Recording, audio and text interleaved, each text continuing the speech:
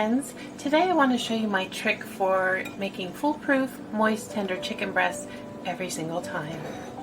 So what I'm going to put them in is a glass bowl, but a resealable plastic bag works great as well. Just whatever you have or whatever you prefer.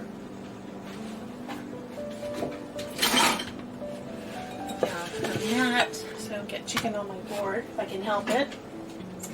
My chicken, and I'm also going to have a spoon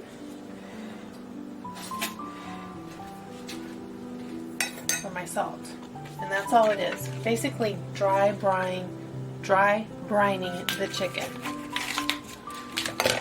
So I'm using boneless fillets.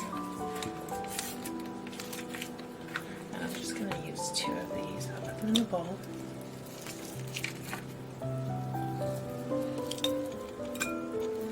This one's been trimmed kind of small.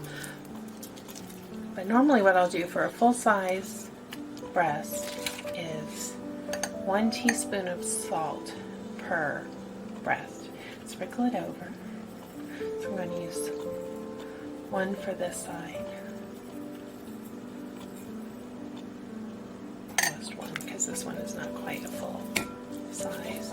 Spread it open. You don't have to pound them first, butterfly them, none of that. But let as much of the surface be exposed to the salt as possible. A little more.